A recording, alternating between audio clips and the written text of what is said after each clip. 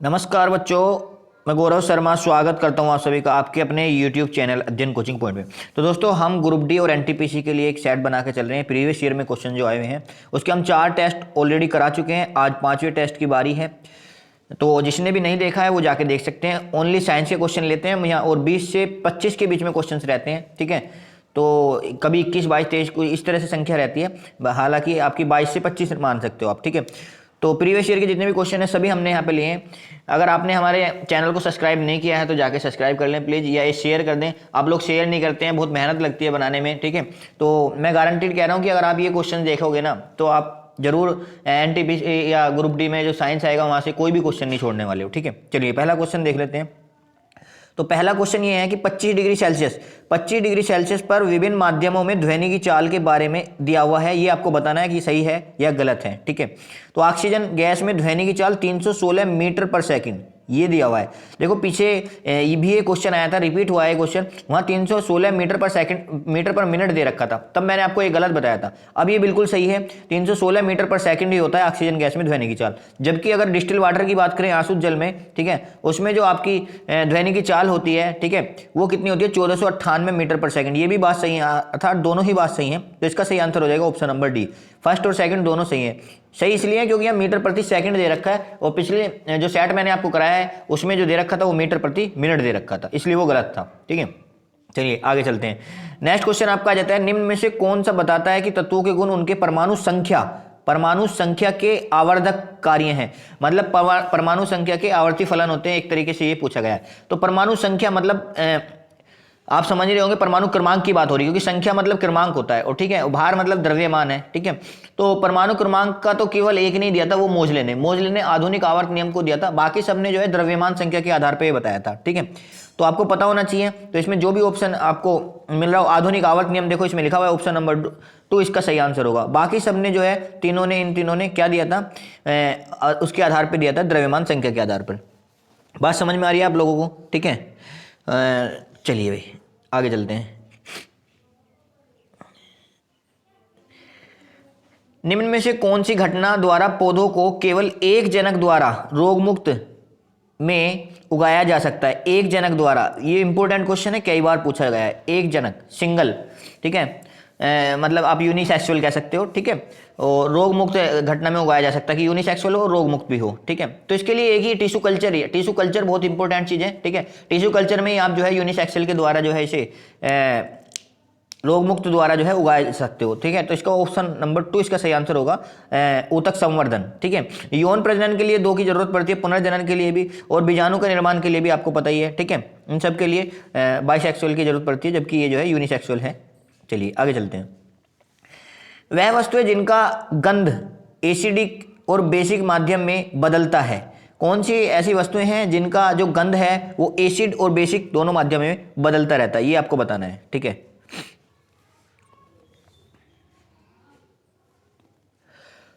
तो इसका सही आंसर हो जाएगा ऑप्शन नंबर 1, ओल फैक्ट्री संकेतक। ओल फैक्ट्री संकेतक जो है उनका जो है वो माध्यम में बदलता रहता है, हर माध्यम में अलग अलग होता है। जैसे प्याज और लहसुन की अगर हम बात करें तो उसमें जो है पोटेशियम के कारण जो है उनका ये इस तरह की गंध आती है, ठीक है। एसिड की अगर बात करें, एसिड में स्वाद खट्टा रहता है, बेस में क्या रहता है, कड़वा रहता है। तो अलग अलग जो है ये चीज़ें बदलती रहती हैं, ये आपको पता होना चाहिए, ठीक है।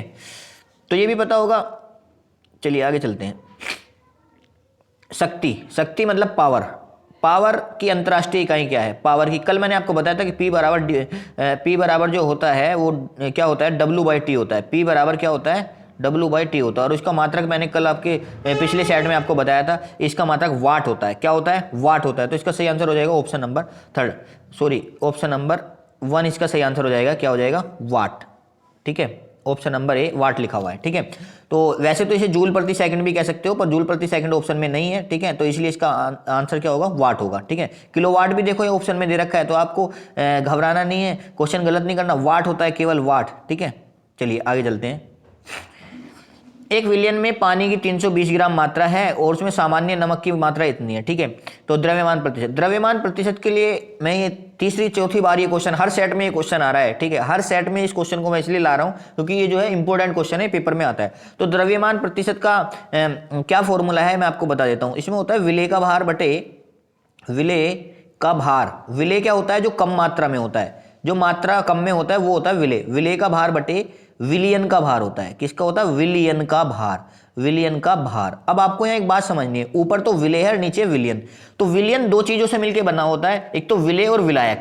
विलेय कम वाला होता है, विलायक ज्यादा वाला होता है। तो विलियन बनाने के लिए विलेय और विलायक दोनों को ही मिलाना पड़ता है। ठीक है, चलिए अब मैं इसका आंसर बता देता हूं कैसा है। देखो ऊपर लिखना था विलेय का भार, तो विलेय कम है 32 ग्राम, तो ऊपर तो हो गया जी 32 ग्राम। ठीक है, नीचे नीचे क्या था, विलियन का भार, नीचे किसका था, विलियन का। तो इसमें पानी की मात्रा दे रखी है 320, ये पूरे विलियन का नहीं है, केवल पानी है। तो पानी क्या है यहाँ, विलायक है भाई, पानी विलायक है। नमक क्या है, विलेय है। जो कम है वो विलेय है, जो ज्यादा है वो विलायक है। ठीक है, तो उसमें इसकी मात्रा दे रखी है। तो अब आप क्या करेंगे, इसमें 32 है, 32 प्लस 320 कर देंगे। ठीक है, टोटल मात्रा हो जाएगी विलियन की। ठीक है, तो 32 बटे कितना हो जाएगा ये हो जाएगा 352। ठीक है, और मल्टीप्लाई 100, क्योंकि परसेंटेज आप निकाल रहे हो तो मल्टीप्लाई 100 लगाना पड़ेगा। तो 32 से कम 32 और फिर 32 से कम 32, 100 बटे 11 इसका आ जाएगा।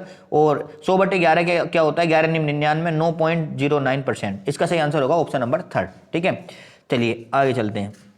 उसके बाद कह रहा है ये, उसके बाद कह रहा है निम्न में से कौन सी गति स्थान और समय का संबंध समीकरण है। गति स्थान और समय मतलब गति भी होनी चाहिए, v भी होनी चाहिए, और s भी होना चाहिए, और t भी होना चाहिए। तो इसके लिए चारों ऑप्शन आपके सामने दिए गए हैं। v s t के लिए एक ही ऑप्शन हमें दिख रहा है, ऑप्शन नंबर डी इसका सही आंसर होगा। जो गति का द्वितीय समीकरण होता है, s बराबर ut plus half AT square. ठीक है, s बराबर ut plus half AT square. चलिए नेक्स्ट देख लेते हैं।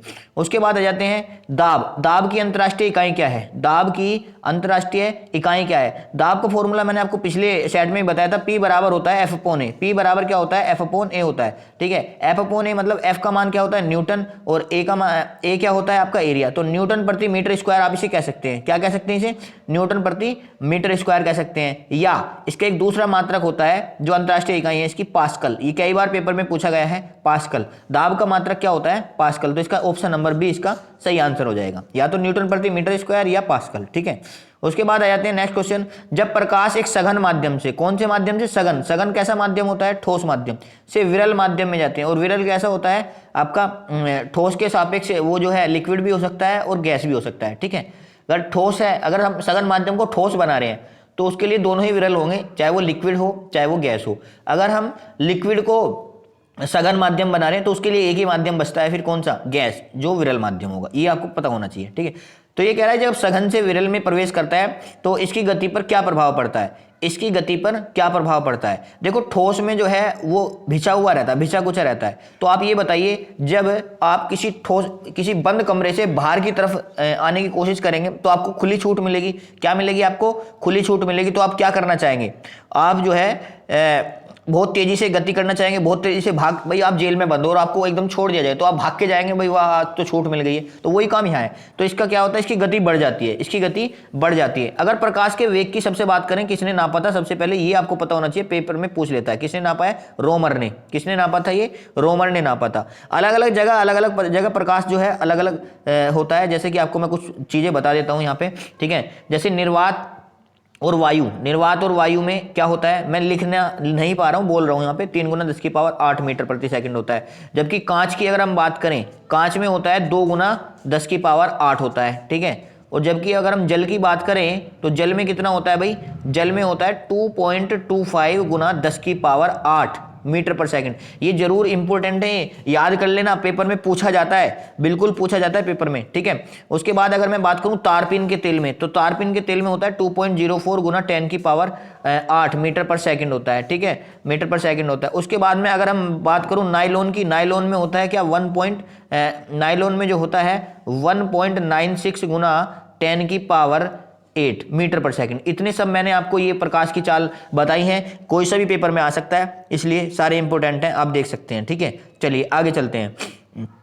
एक डायमंड में प्रत्येक कार्बन परमाणु से कितने बंधे रहते हैं, कितने कण बने रहते हैं, 3 बंधे रहते हैं, 4, 5 बंधे रहते हैं, 2 अन्य या 4। जो डायमंड होता है, देखो डायमंड जो है कार्बन का अपर रूप है। कार्बन के 3 अपर रूप हैं, हीरा और ग्रेफाइट, और तीसरा है फ्लोरीन। ठीक है, तो ये डायमंड की संरचना के बारे में डिस्कस कर रहे हैं। तो डायमंड का प्रत्येक कार्बन परमाणु 4 अन्य कार्बन परमाणुओं से जुड़ा होता है। किससे जुड़ा होता है, 4 अन्य कार्बन परमाणुओं से वो जुड़ा होता है। ये आपको पता होना चाहिए। बात समझ में आ रही है। और कार्बन कौन से वर्ग का सदस्य है, ये भी कभी कभी पेपर में पूछ लिया जाता है। तो कार्बन जो है वो कौन से उसका है, समूह का, 14 का, कौन से का ये।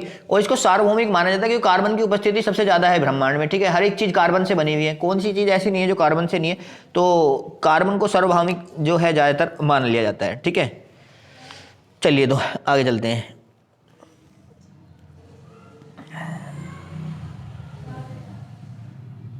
एल्यूमिनियम धातु केवल निम्नलिखित में से किसके द्वारा निष्कर्षित। एल्यूमिनियम जो आपकी धातु होती है उसे किसके द्वारा, केवल एक ही तरीका है उसको निष्कर्षित करने का, उसे प्राप्त करने का एक ही तरीका है। वो चार ऑप्शन आपको दिए हैं, इन चारों में से कौन से तरीके से आप उसे निकाल सकते हैं, ठीक है। ऐसा होता है खनिजों में, देखो ये धातुएं जो है ये मुक्त अवस्था में नहीं मिलती, बहुत कम मिलती हैं। जैसे सोना है वो मुक्त अवस्था में मिल जाता है, चांदी भी कभी कभी मिल जाती है, ठीक है। सबसे ज्यादा सोना मिलता है, ठीक है।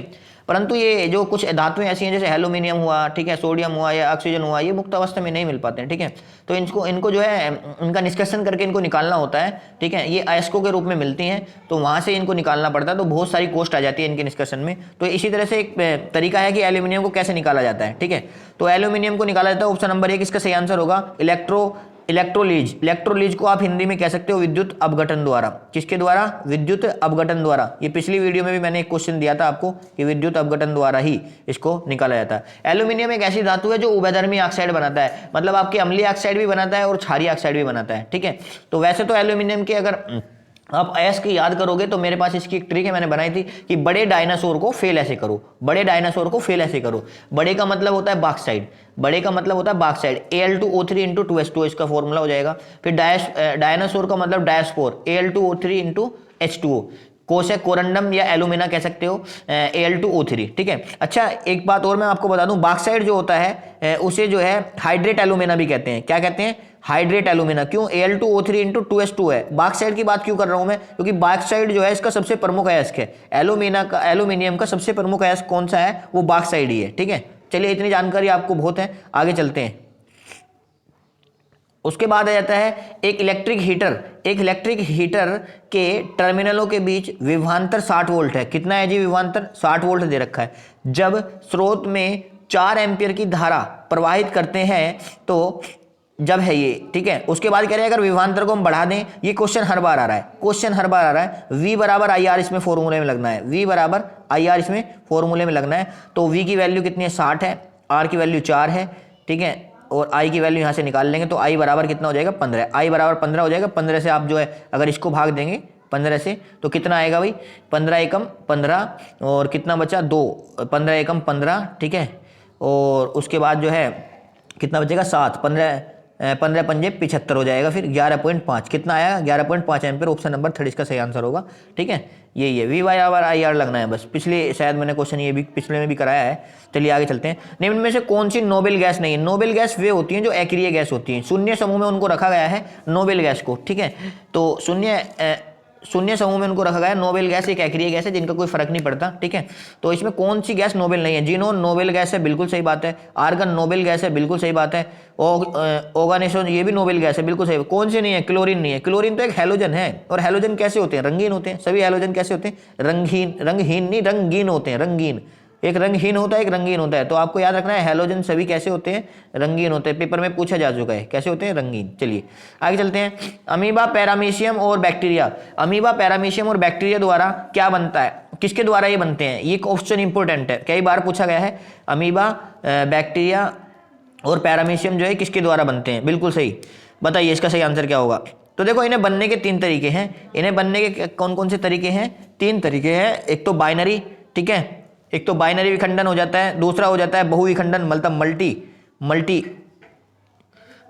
फ्यूजन हो जाएगा, और तीसरा हो जाएगा बडिंग को मुकुलन कहते हैं। तो तीनों ही सही है, इसका ऑप्शन नंबर डी इसका सही आंसर होगा। अमीबा, पैरामीशियम और बैक्टीरिया जो है ये तीनों तरीके से बनाए जा सकते हैं। बात समझ में आ रही है। और अगर इन्हें बात करें, इनका जो प्रजनन की अगर इनकी बात करें कि इस संघ के जो सभी ये हैं, ये लिंगी भी हो सकते हैं और अलिंगी भी हो सकते हैं, ठीक है। लिंगी और अलिंगी होते हैं। बात समझ में आ रही है आपको, ये आपको पता होना चाहिए, ठीक है। तो एलिंगी में जो है ये तीनों तरह के होते हैं। बडिंग मतलब मुकुलन कह सकते हो, इसे मल्टी फ्यूजन कह सकते हो, और इसे बाइनरी फ्यूजन कह सकते हो। बात समझ में आ रही है। चलिए नेक्स्ट आते हैं। निम्न में से किन युग्म में एक ही एसआई इकाई है। एसआई यूनिट किसकी युग्म की एक ही एसआई यूनिट नहीं है। क्या पूछा है इन्होंने, नहीं है।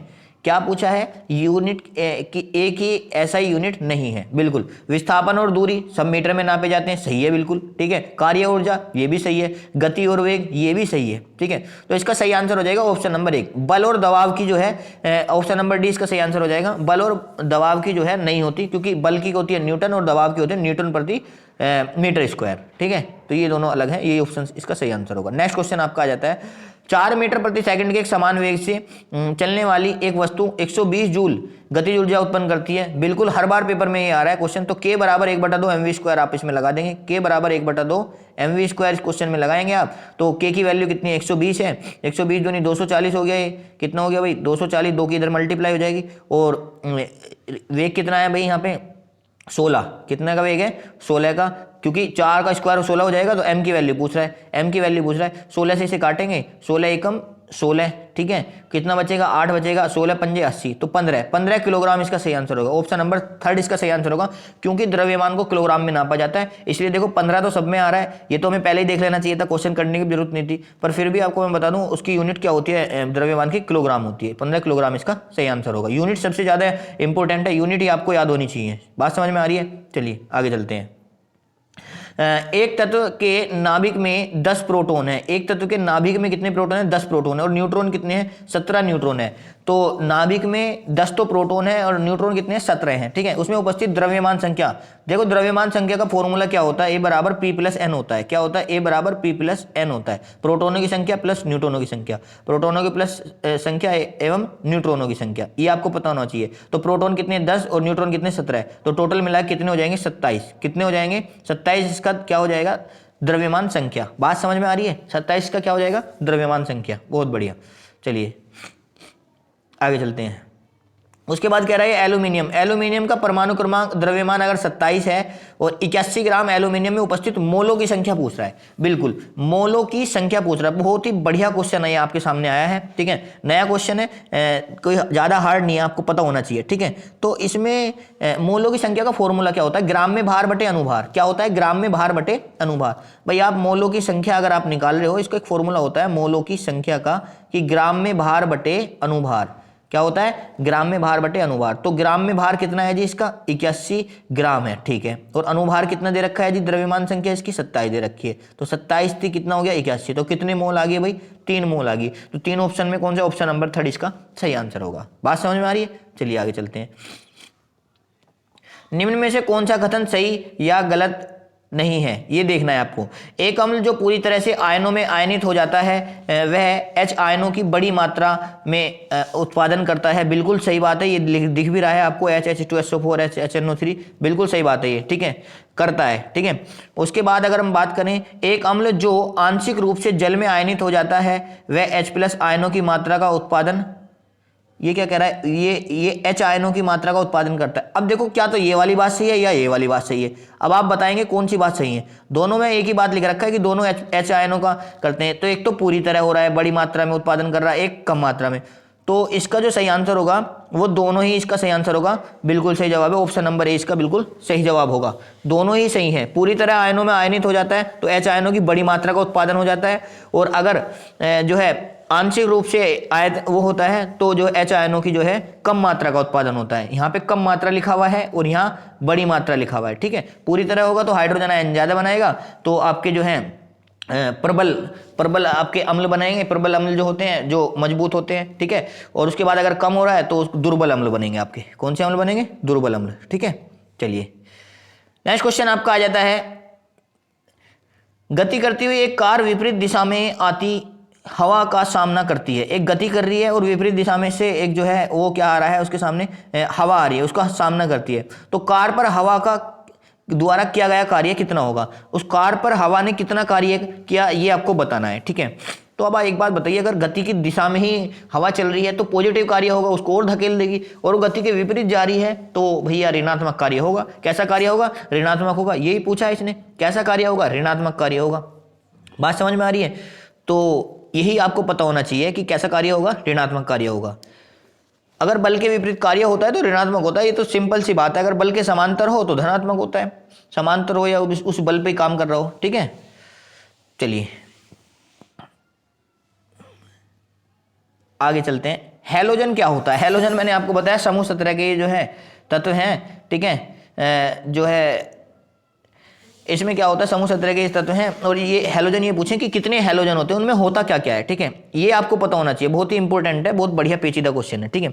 हैलोजन में क्या होता है, तो भाई हैलोजन कितने होते हैं पहले तो ये पता होना चाहिए। 5 हैलोजन हमारे आवर्त सारणी में बताए गए हैं। कौन 5 हैलोजन है, तो पहला ऑप्शन तो वैसे ही कट गया, ठीक है, और ये चौथा भी कट गया। अब बचे दूसरा और तीसरा। तो 5 हैलोजन में क्या क्या है ये आपको समझना है। सबसे पहले आता है ब्रोमीन, ब्रोमीन है, ठीक है, सॉरी सबसे पहले आता है क्लोरीन, सबसे पहले सॉरी फ्लोरीन आता है, नो फ्लोरीन, फिर आता है क्लोरीन, ठीक है, फ्लोरीन आता है, फिर आता है क्या, क्लोरीन। तो ये दोनों क्या है, ये दोनों क्या है भाई, ये दोनों तो गैस है, तो दो तो गैस होगी, बिल्कुल सही है, इसमें भी 2 गैस आ रहा है, इसमें भी 2। सबसे पहले फ्लोरीन आता है और फिर क्लोरीन आता है, ठीक है। उसके बाद आ जाता है ब्रोमीन, ब्रोमीन है जी, ब्रोमीन क्या है, लिक्विड है, एक लिक्विड भी होता है, तो ब्रोमीन एक लिक्विड जो है अधातु है, ये आपको पता होना चाहिए, और हैलोजन भी है, ठीक है। तो इसमें एक तरल भी होता है, तो इसका ऑप्शन यही हो गया। तो इसका मतलब 2 गैस, 1 तरल और 2 ठोस। 2 ठोस कौन कौन से होते हैं, एक तो आयोडीन होता है, आयोडीन ठोस होता है, बिल्कुल उसकी तरह चमक आती है। एक होता है एस्टेटिन, एस्टेटिन, एस्टेटिन जो है सबसे भारी है, एस्टेटिन क्या कौन सा है, सबसे भारी है, जिसमें 80 लिखा हुआ होता है, ठीक है, ये सबसे भारी है, ध्यान रखना, ठीक है, सबसे बड़ी हैलोजन है। बात समझ में आ रही है? चलिए, वाष्पोत्सर्जन किसके द्वारा होता है, वाष्पोत्सर्जन किसके द्वारा होता है, ये तो रंध्रों के या स्टोमेटा के द्वारा। पत्तियों के जो ऊपरी सतह पर जो छेद होते हैं, जिनको स्टोमेटा कहा जाता है या रंध्र कहा जाता है, जिनके द्वारा वे वायुमंडल से ऑक्सीजन या कार्बन डाइऑक्साइड का या अन्य किसी गैसों का जो है आदान प्रदान करते हैं, उन्हीं को क्या कहा जाता है, स्टोमेटा कहा जाता है। क्या कहा जाता है उन्हें, स्टोमेटा। ऑप्शन नंबर 20 का सही आंसर होगा, ठीक है। चलिए, ये कह रहा है विभवांतर और विद्युत धारा के बीच संबंध की खोज किसने की। विभवांतर सबको पता है, V बराबर IR होता है, और आर किसका मात्रक, आर का मात्रक क्या है भाई, आर का मात्रक क्या है, ओम है, ओम, ओम इसका सही आंसर होगा, ठीक है। नहीं, ऑप्शन नंबर 20 का सही आंसर होगा, क्योंकि ओम ही एक प्रतिरोध है, ठीक है, और वो सभी वैज्ञानिक अपना नाम देते थे, ठीक है। नेक्स्ट आता है आपका निम्न में से कौन सा ऊतक मुख्य रूप से मृत कोशिकाओं से बना है। मृत कोशिकाओं से कौन सा बना है, ये आपको पता होना चाहिए, ठीक है। चलिए, तो मैं आपको बता देता हूं, सरल स्थायी ऊतक जो है वो जो है मोस्टली मृत कोशिकाओं से बने होते हैं, जिसमें जाइलम जो है वो मृत कोशिकाओं से बना है। ऑप्शन नंबर 20 का सही आंसर होगा, क्योंकि एक सरल स्थायी ऊतक है, ठीक है। जबकि ये जो है सॉरी ये जटिल स्थायी ऊतक है। कैसा है ये, जटिल, यार बार बार गलती हो रही है आज, पता नहीं क्या हो रहा है, ठीक है। जटिल स्थायी ऊतक है जाइलम, ठीक है। और जो जटिल जो होते हैं वे जो है मृत कोशिका, उनकी कोशिकाएं जब मर जाती हैं तभी वो जटिल का रूप लेते हैं, ठीक है। और ये कैसे हैं, ये सरल स्थायी है, ये भी सरल स्थायी है, और ये भी सरल स्थायी है, ठीक है। इनमें जो है क्या होता है, जो पैरेन्काइमा है उनमें जो थोड़ा सा गैप होता है, ताकि जो है जाइलम जो है उनके एक दूसरे मतलब जिसमें खाना स्टोर करते हैं। बात समझ में आ रही है? तो इनमें थोड़ा कम होता है। कोलन कायमा में, एरन कायमा जो होते हैं, एरन कायमा ये होते हैं जो आपने देखा होगा पानी में, तालाब में जो पेड़ पौधे होते हैं जो हैं उनकी जो डंडियां होती हैं ना वो खोखली होती हैं, क्योंकि उनके बीच में गैप होता है, जिसकी वजह से उनमें हवा भरी रहती है, इनकी वजह से उनमें एरन कायमा ऊतक पाया जाता है। बात समझ में आ रही है? तो दोस्तों लास्ट का आज ये क्वेश्चन है, लास्ट 2 क्वेश्चन रह रहे हैं आपके। चलिए, चाल की अंतर्राष्ट्रीय, ये तो चाल बराबर आपको पता ही है, चाल की अंतर्राष्ट्रीय यूनिट क्या होती है, ठीक है। इसमें तो ये ऑप्शन ही जो है गलत दे दिए हैं शायद। चाल की अंतर्राष्ट्रीय यूनिट, देखो सारी ऑप्शन गलत है, आपको पता ही है चाल की क्या होती है, मीटर पर सेकंड होती है। क्या होती है, मीटर पर सेकंड होती है, ठीक है। सभी ऑप्शन गलत है इसमें। चलिए आगे चलते हैं। कौन सा तत्व तरल पदार्थों को एक स्थान से दूसरे स्थान पर संचरण करता है। तरल पदार्थों का एक स्थान से दूसरे स्थान पर संचरण करता है, बिल्कुल। ट्रांसपोर्ट का कार्य कौन करता है, ये सिंपल सी बात है, संवहन। संवहनी ऊतक कौन से, जैसे ब्लड हो गया, लसिका हो गया, ये क्या है, रुधिर हो गया, लसिका हो गया, क्या है, जो है ट्रांसपोर्ट का ही तो कार्य करते हैं। बात समझ में आ रही है? तो ये क्या है, संवहन ऊतक है, ठीक है, ये इसका सही आंसर होगा। तो दोस्तों हमारी ये वीडियो कंप्लीट हुई। अगर आपको हमारी ये वीडियो अच्छी लगी है तो प्लीज़ इसे लाइक करें, शेयर करें, कमेंट में कोई भी प्रॉब्लम हो तो हमें बताएं, ताकि हम आपकी प्रॉब्लम का सॉल्यूशन कर सके, ठीक है। और दोस्तों शेयर जरूर कर दिया करें, बहुत मेहनत लगती है बनाने में, आप लोग शेयर नहीं करते हैं, ठीक है। कम से कम इतना तो आप कर ही सकते हैं, जो बिल्कुल आपको इतनी मेहनत से करके हम ये बना के लेके आ रहे हैं, ठीक है। चलिए मिलते हैं नेक्स्ट, ओके बाय।